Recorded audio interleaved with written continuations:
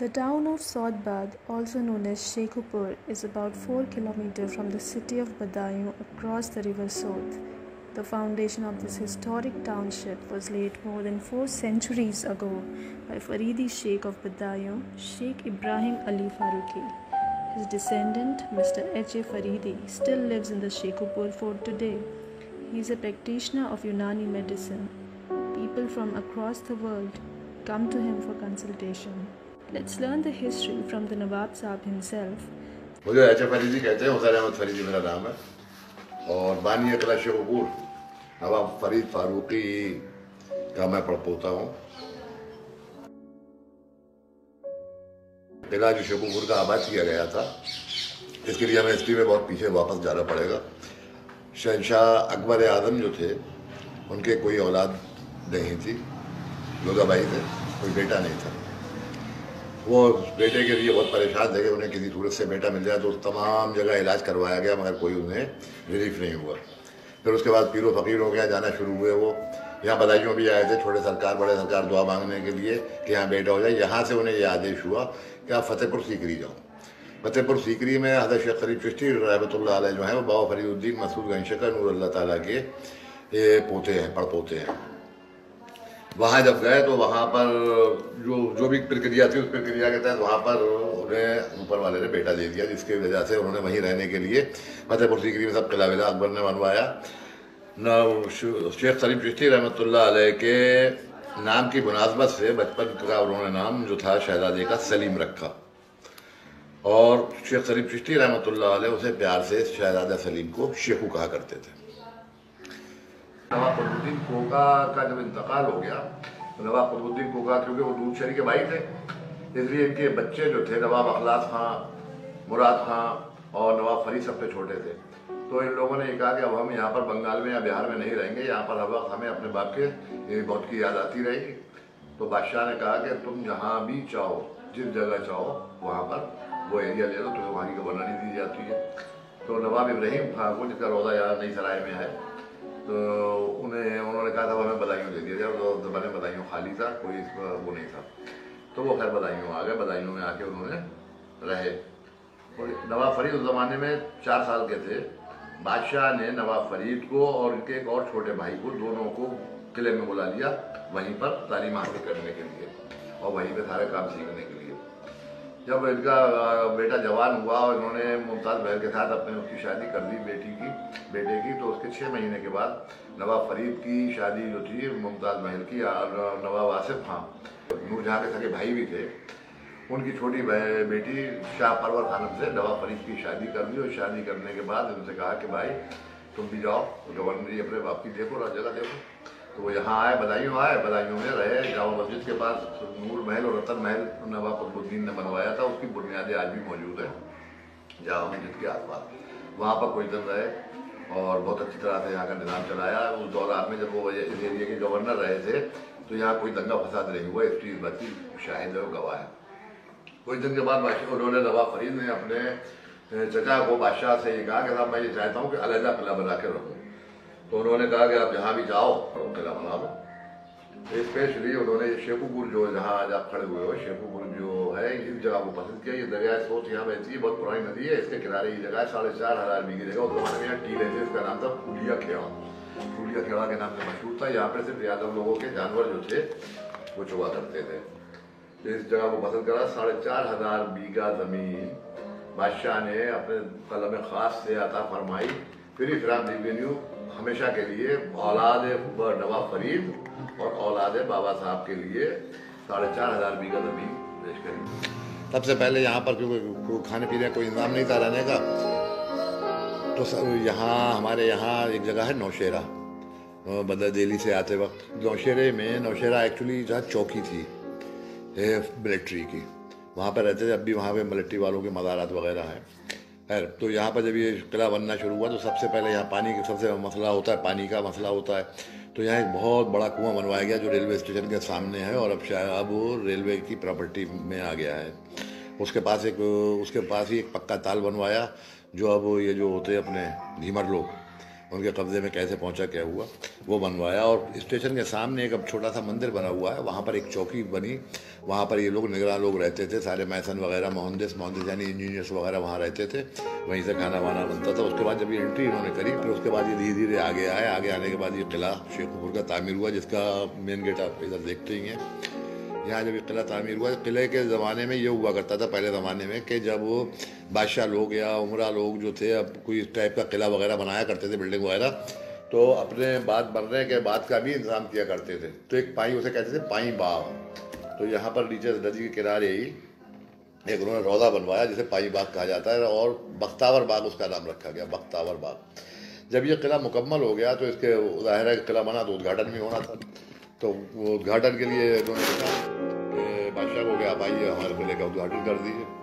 बादशाह उस ज़माने में बीमार थे जहांगीर, तो उन्होंने अपने बेटे को औरंगज़ेब को भेज दिया इसका उद्घाटन करने के। तो जब जहांगीर ठीक हो गए तो जहांगीर हर साल तब से उस साल के बाद शेखुपुर किले के उद्घाटन के बाद हर साल यहाँ शिकार खेलने के लिए आया करते थे। और शिकार का कैंप लगता था सैजवान में, और उसकी यादगार में वहाँ पर मोहल्ला जहांगीराबाद आज भी मौजूद है।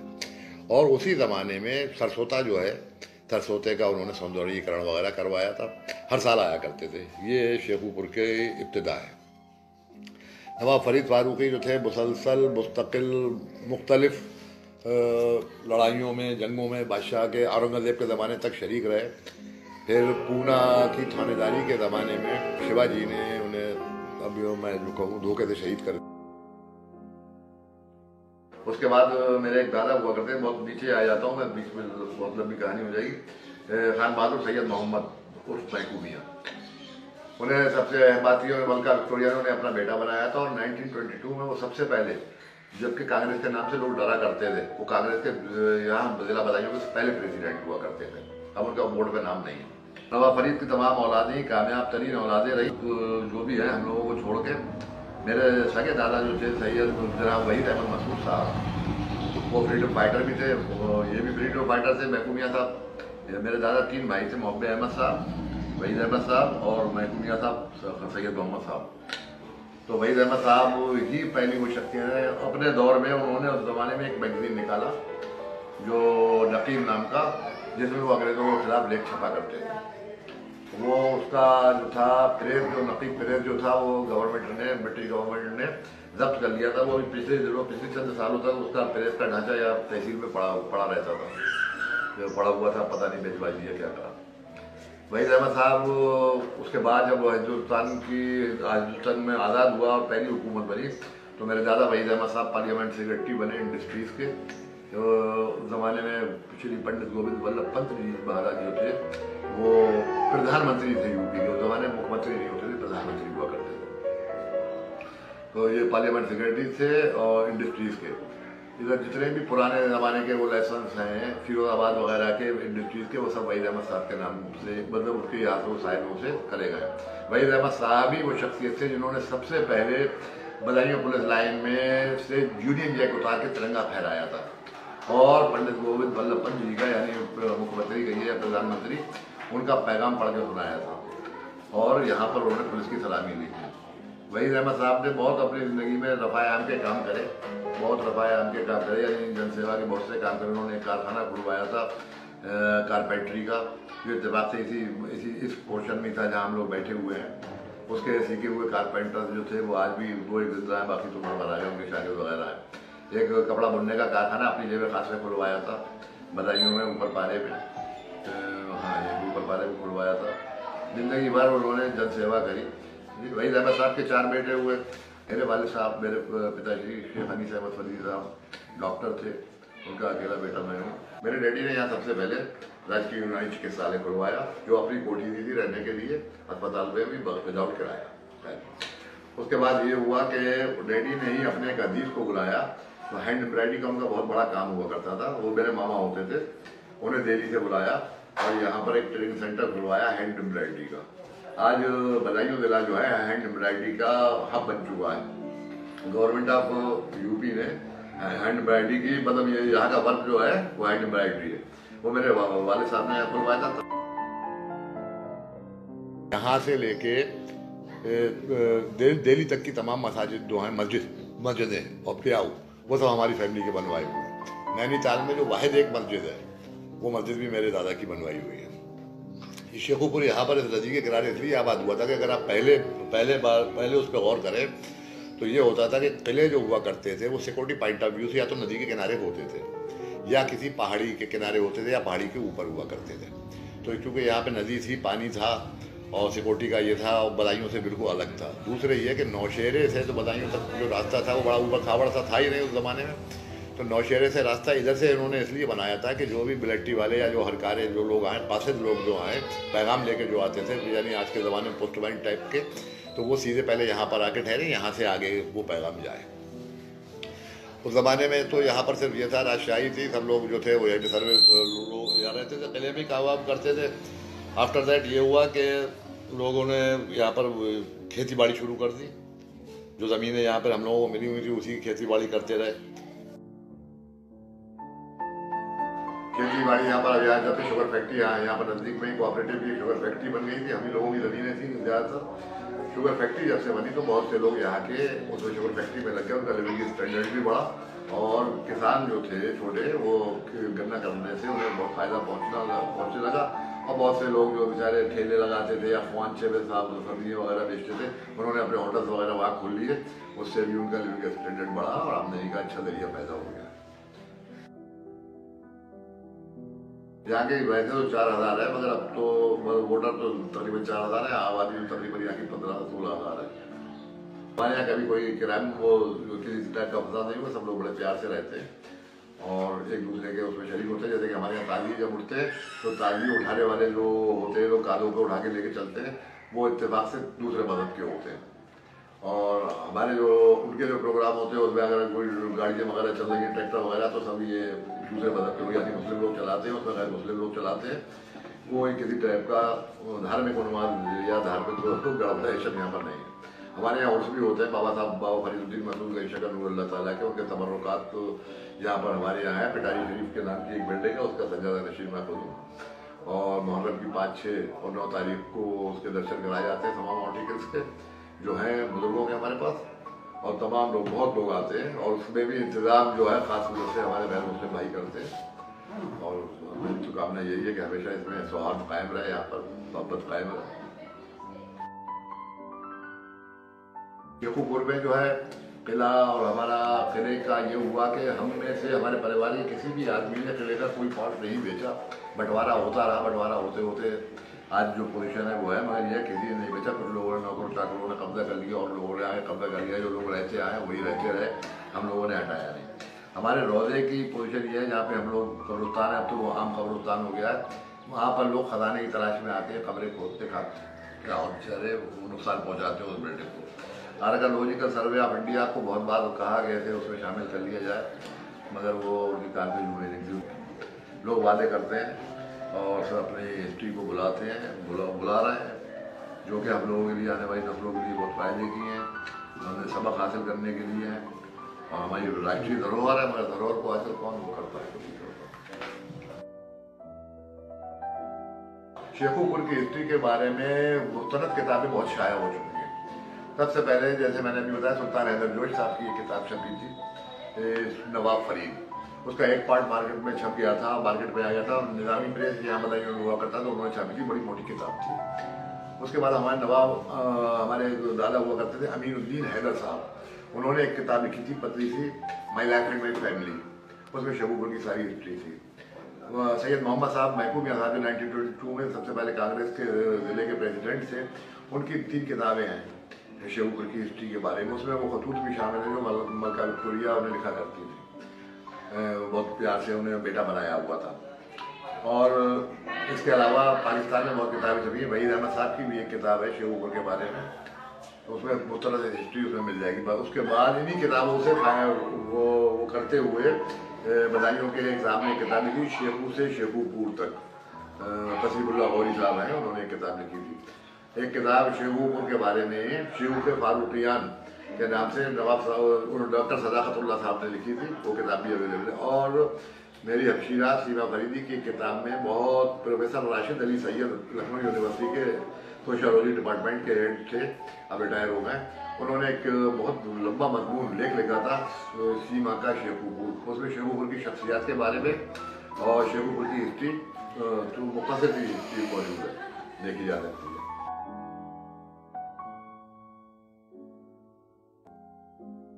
तो सबसे पहले यहाँ पर वो चौकी बनाई गई थी, यहाँ पर ही लोग रहते थे, यहीं से सामान आता था। काफ़ी अरसे तक ये जगह ऐसी पड़ी रही। यहाँ पर एक आगे कुआं भी था, तो वो कुआं बंद कर दिया गया है। काफ़ी दिन तक ये उफ्तादा ज़मीन पड़ी रही। चौकी का ये वो है, चौकी के इंचार्ज जो थे, जो इस चौकी के इंचार्ज थे, उनका मज़ार यहाँ पर है सामने।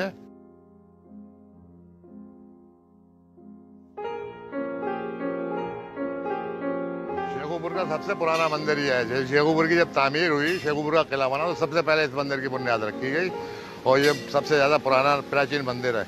उसके बाद जब ये लाला लोगों के उसमें आ गया, फिर जगह उनके कब्जे में आ गई, तो उन लाला लोगों ने इस मंदिर को बनवा दिया। उसका पत्थर ही लगा है, शेखुपुर का भी पत्थर इस पर लगा हुआ है। ये फारसी में है, ये हिंदी में है, ऊपर अंग्रेजी में है, और हिंदी में और फारसी में ये भी है। कुछ लफ्ज़ समझ में आ रहा है, ओम लिखा हुआ, एल, और बाकी शब्द समझ में नहीं आ रहा है।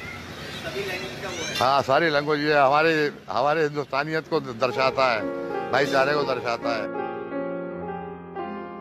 शेखुपुर का जो किला था उसका ये मेन गेट है, ये पूरा मेन गेट है। इसके अंदर यहाँ पर एक बहुत बड़ा फाटक लगा हुआ था, यहाँ पर बहुत बड़ा फाटक लगा हुआ था, लकड़ी का था और लोहे का। उसके बाद अंदर के हिस्से में एक सोने का फाटक लगा हुआ था, जिसके बारे में मैंने बताया था आपको। इस टाइप के 3 फाटक थे यहाँ पर, तो सड़क पे आ गए, सामने को आ गए। अब इस पे जो है लोगों के कब्जा गासिबाना है। इस पर कब्जा गासिबाना का मतलब अतिक्रमण है, गवर्नमेंट कुछ नहीं कर रही है। यहाँ से जो किले का अंदरूनी हिस्सा है फाटक का वाल फाटक, और यही से एक बार वो है बेसमेंट गया है रौदे तक, और रौदे से गया है फतेहपुर सीकरी तक, मगर उसे सब पाट दिया गया है। देखिए कोनों पे ये बुर्ज हुआ करते थे, बुर्ज, इस पर चौकी हुआ करती थी। यहाँ से लोग मिलिट्री वाले जो थे निगरानी किया करते थे। ऐसे ऐसे 7 बुर्ज थे हमारे किले के अंदर मुख्तलिफ, एक के ही आसार रह गए, बाकी तो सब बर्बाद हो गए। ये सब किले की पुराने आसार है, पुरानी दीवार है। ये परनाले बाद में बना ली गए, वरना ये इस तरह के रोशनदान हुआ करते थे यहाँ पर, ये रोशनदान। अब ज़रूरत के तहत ये गेट बनवा लिया यहाँ पर, वो आगे गेट बनवा लिया। यहाँ से आगे देख लीजिए पूरी गली में किले की दीवार है।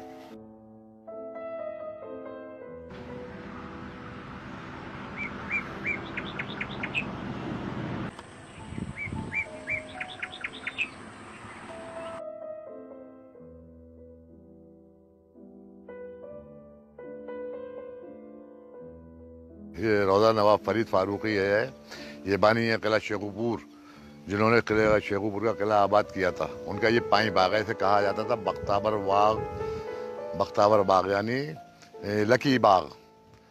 ये बदायूं और संभल सरकार के गवर्नर हुआ करते थे नवाब फरीद फारूकी, और हज़रत शेख सलीम चिश्ती रहमतुल्लाह अलैह फतेहपुर सीकरी वालों के पोते और नवासे, और यहाँ के गवर्नर से आपकी शादी जो थी मुमताज़ महल की सगी छोटी बहन शाह परवर खानम से हुई थी। जब किला बना तो ये किले के साथ ये रौदा भी तामीर कराया गया। यहाँ पर ये नदी जो है सोत नदी के किनारे ही पहले सिक्योरिटी पॉइंट ऑफ व्यू से किले नदियों के किनारे या पहाड़ों के पास बना करते थे। इसमें ही नवाब साहब दफन है और आपके बेटे दफन है। इसकी जो जर्जर अवस्था आप देख रहे हैं वो यहाँ पर असामाजिक तत्वों ने ये लेने के लिए खजाना की तलाश में इसे तोड़ा फोड़ा है, हर जगह से खोदते रहते हैं, मुख्तलिफ जगहों से बहाने करके आते हैं कि हम सब सफाई कर रहे हैं, मरम्मत कर रहे हैं, वैसे खोदते हैं। इसमें 2 जगह मरम्मत हुई है। एक छोटा ब्रेक है और नज़दीक से जाके देखिए, छोटे ब्रेक से मेरे बड़े दादा ने खान बहादुर सैयद मोहम्मद उर्फ महकू मियाँ साहब ने मरम्मत करवाई थी। सैयद मोहम्मद साहब जो थे 1922 में जिला कांग्रेस कमेटी के प्रेसिडेंट भी थे। उसके बाद मेरे वालिद साहब हज़रत शेख अनीस अहमद फरीदी ने बड़े ब्रेक से मरम्मत करवाई थी, वो भी इसमें अब देखा जा सकता है, नज़दीक में जाके देखेंगे। वो जो उसके बाद से ये शकिस्ता हालत में है।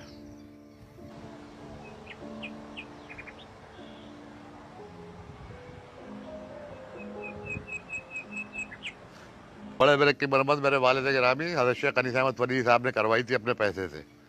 और उस साइड में छोटा ब्रेक से बना हुआ है मेन गेट, वो सैयद मोहम्मद साहब और महकू मियाँ साहब ने करवाई थी, जो कांग्रेस के प्रेसिडेंट भी थे 1922 में, मेरे दादा हुआ करते थे। ये सब इस बार भी देखिए, इस बार भी ये इसमें बरसात में गिर गया। ये धीरे धीरे इसका सब निशान वगैरह ख़त्म हो जाएगा। उसके बाद ये बड़ा जो ब्रेक यहाँ भी लगा हुआ है, ये अनीस अहमद साहब का लगवाया हुआ है, अनीस अहमद फर्जी साहब का। अंदर ये मज़ारा आता है, सब शकिस्ता हालत में, गेट वगैरह ये सब टूट चुके हैं, सब लोग इसे गड्ढे करते हैं गहरे गहरे। ये नवाब फरीद साहब फारूकी की कब्र है, ऑर्डर है बिहार बंगाल बदायूं के जो थे, और ये उनकी बेगम है शाह परवार खानम, मुमताज़ महल की सगी छोटी बहन, ताजमहल में है जो आपका बदायूं है। इसके आगे ये एक चबूतरा हुआ करता था जिसपे पहरेदार बैठा करते थे, और अक्सर आके नवाब साहब और खानदान के लोग बैठते थे नदी का मंजर देखने के लिए। और ये लोगों ने खजाने के लिए, खजाने की तलाश में, दौलत की तलाश में खोद खोद के सब बराबर कर दिया। खेत वालों ने खेत आगे बढ़ा लिया है बहुत, नदी के किनारे तक सिर्फ यही रौदा ही था। ये सब देख रहे हैं आप गड्ढे, ये सब खुदाई करी है इन्होंने पैसों के चक्कर में कि यहाँ देर मिल जाएगी, सोना दफन है, हीरे दफन है। वैसे ये हकीकत ये है कि यहाँ से गुफा जो है, एक सुरंग जो है फतेहपुर सीकरी तक गई है। अब वो सुरंग की तलाश में गलत नाजायज लोग, गलत लोग जो है वो गलत तरीके से उसे तलाश करने की कोशिश करते हैं, जिससे इस बिल्डिंग को, हिस्टोरिकल बिल्डिंग को नुकसान पहुंच रहा है। हम लोगों के पास इतना पैसा है नहीं जो हम लोग खुद इसकी मरम्मत करवा सके, इसीलिए इसे वक्फ डिपार्टमेंट में दे दिया था। गवर्नमेंट की उदासीनता, गवर्नमेंट अपना फ्यूचर नहीं पहचान रही है। लोग हम लोग आने वाली नस्लें पता नहीं अपने अतीत को कैसे तलाशेगी, कहाँ से तलाशेंगी। इधर का हिस्सा गिर गया था पहले, ये साइड में जो है, अभी इस बरसात में जो बरसात हुई लेफ्ट साइड का हिस्सा गिर गया, ये उससे भी पहले गिर चुका है इधर का।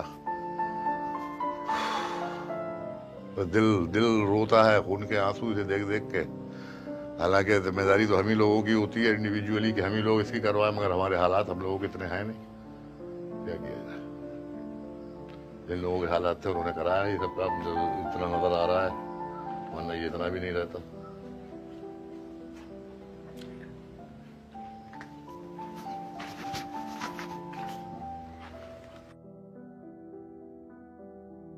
ये ईदगाह जब किला तामीर हो गया, यहाँ पर सब लोग आ गए तो ईद की नमाज में, क्योंकि बहुत से लोग शरीक होते हैं ना, बहुत से लोग आते हैं, तो जगह मसाजिद में जगह नहीं होती, यानी मस्जिदों में, तो उसकी वजह से ईदगाह बनाई जाती है। यहाँ पर साल में 2 बार नमाज होती है, ईद की और बकरा ईद की, ईद उल फितर की और ईद उल दुहा की। ये पुराना हिस्सा तो बाकी है मौजूद, अभी थोड़ा सा पार्ट बाकी है, बाद में रिकन्स्ट्रक्शन होता रहता है, हिसाब से जैसा भी होता है ये हो रहा है। ये 4,500 बीघा ज़मीन जो नवाब फरीद को दी गई थी, उसका वो मैं भी आपको वो दिखाऊंगा, जो फरमान है उसी में ये भी शामिल है। यहाँ किले की तामीर के वक्त ही, ये जब किला बन गया तो ये कुआं बनवाया गया, इसे बड़े कुएं के नाम से मशहूर है ये। इससे सारे किले में, शेखुपुर में सारे किले का पानी की आपूर्ति हुआ करती थी। इसलिए मुल्क है कि यहाँ पर पक्का ताल है जो अंडरग्राउंड सब बना हुआ है, उसमें बिल्डिंग कमरे बने हुए हैं, रूम्स बहुत अच्छे अच्छे, नीचे पानी हुआ करता था। जब ये रेलवे स्टेशन यहाँ पर बनवाया वहीद अहमद साहब ने, तो ये फिर रेलवे की प्रॉपर्टी में आ गया। और इसमें एक बार एक बैल गिर गया था किसी साहब का, किसी किसान का, 3-4 दिन तक उस बैल की डेड बॉडी नहीं मिली। एक हफ्ते के बाद जब उस साइड में जाके देखा गया तो वहाँ पक्के ताल में डेड बॉडी निकली। तो फिर इसमें रेलवे ने ही इसमें वो जाल डलवा दिया, अब जाल के ऊपर ये कचरा वचरा डाल के बंद करा जा रहा है। ये भी मुगल कालीन उसका सबसे बेहतरीन नमूना है। सबसे पहले ये कुआं बनाया गया था और इस कुएं से पब्लिक को बहुत फ़ायदा होता था। किले के वक्त ही ये बना था, मगर उससे बहुत बड़ा फ़ायदा होता था। बेला ककोड़ा वाले जब जाते थे यहाँ से स्टेशन तक, सब गाड़ियाँ बैलगाड़ियाँ हुआ करती थी, वो इससे कुएं से फ़ायदा उठाते थे, राहगीर फ़ायदा उठाते थे, ककोड़ा मेला जाने वाले, और हम बस्ती वाले भी फ़ायदा उठाते थे इससे। मगर अब ये सब निज़ाम जो है देख लीजिए गड़बड़ हो रहा है, क्या करा जाए। यहाँ ये मेन रोड है, ये इधर सीधा रोड आया करता था दिल्ली से, अंदर से बसों वगैरह होता हुआ दिल्ली से यहाँ आता था, और यहाँ से ही ये मेन रोड जाता है ककोड़े तक जाता है। अब तो इसका डेवलप हो गया बहुत। जिंदगी क्या है अनासिर में ज़ुहूर ए तरतीब, मौत क्या है इन्हीं अज़ान का परेशान होना।